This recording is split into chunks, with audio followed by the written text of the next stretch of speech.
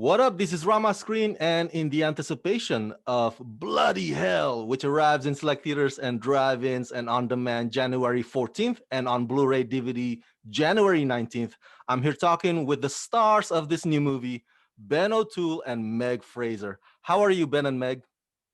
Good. How are you, Rama? Good, good, good.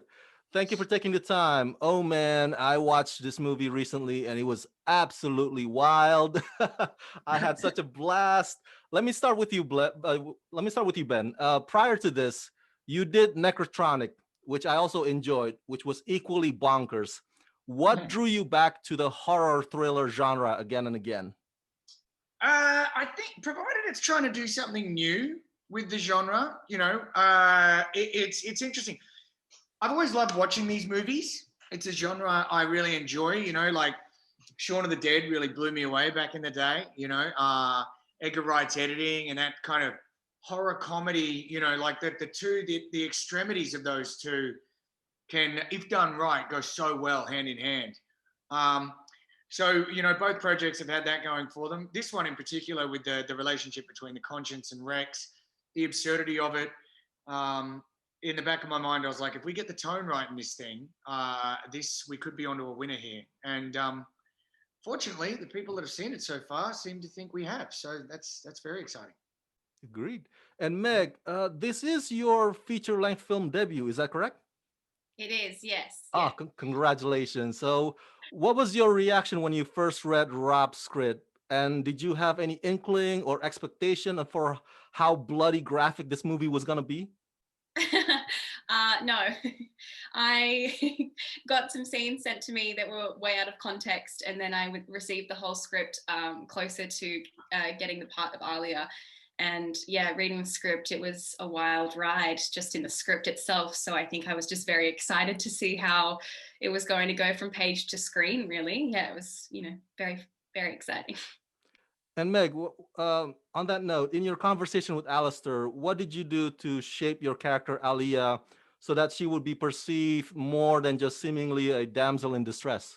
Yeah, I think that was a really big goal for me, is to not get her lost in the damsel in distress sort of stereotype.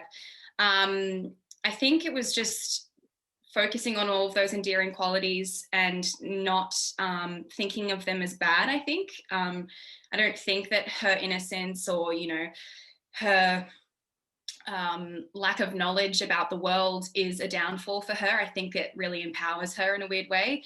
And I think that's what makes her so likable for an audience. And, I love that she has no filter and no knowledge that whatever she's saying or doing is not sort of normal in the real world, and that her only touchstone is a family of psychopaths. I think that makes her really fun and interesting to watch. Indeed. Ben, I'm asking questions that my fans would want to know about when they watch the movie, and I bet you they're going to be curious. How many days and how long in each day of production that you had to have your arms strung up like that? And were there minutes in between scenes where Alistair told you, like, put them down, let the blood flow again? How did that Yeah. work? The answer is too many. No, I think ultimately it was about 10 days, right? But fortunately, we shot, once we're in the basement, we shot consecutively. So every time, every day we were inching closer, and we would shoot both the Rex and the Conscience out. So, I'd probably spend about half the day tied up and hanging off the thing. And thankfully we had like a bit of a quick hitch system where I could, sort of unhook and let the arms down as we were resetting, rejigging, relighting, looking at a different setup, etc. So not as long as people, look, longer than Rex, I'll say that, longer than Rex in real life. I hung up there. Rex is a sook, if anything. I did it for longer.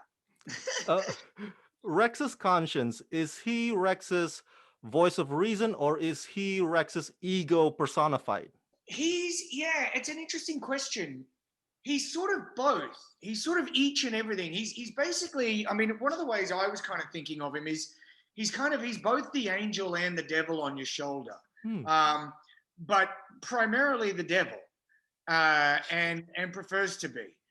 But it was one of the interesting things doing this project is that both the Rex and the Conscience have two very different trajectories. They polarize each other in that the Conscience, funnily enough, kind of takes the moral high ground towards the end of the film, and Rex starts saying, "Absolutely not. We're getting the fuck out of here. I don't care about her. I don't care about the girl. We're not going back. We're not being a fucking hero. Not this time." And the Rex and the Conscience is like talks him into it, saying she needs you. So that was kind of interesting to chart. But I guess to answer your question, something we kept coming back to is it's like when one, that statement or that phrase, when one's wrestling with their conscience, we kind of thought about that in a literal sense. Even though they don't kind of get into a fist fight, the arguments they have is he's literally wrestling, with the voice in his head.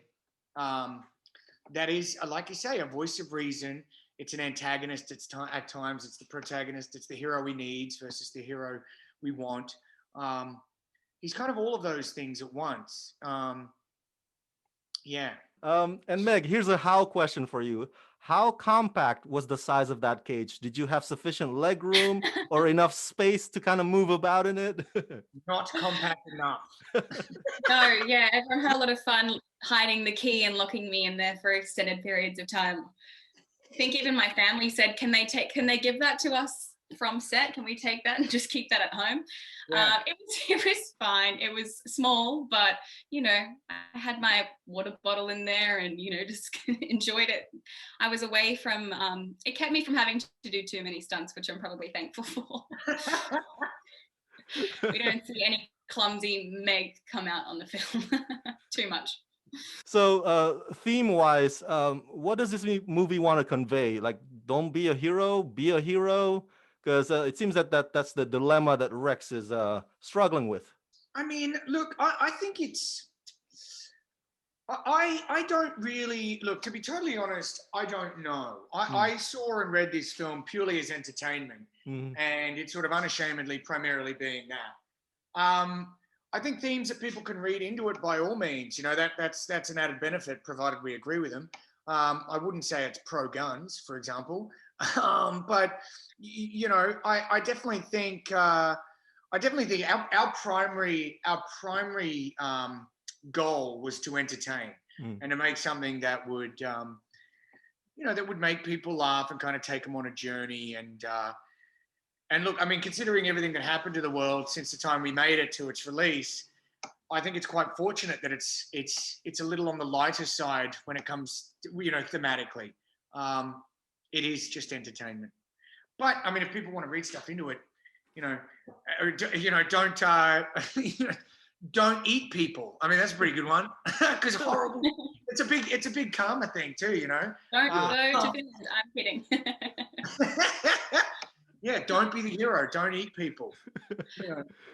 Fun final question for both of you.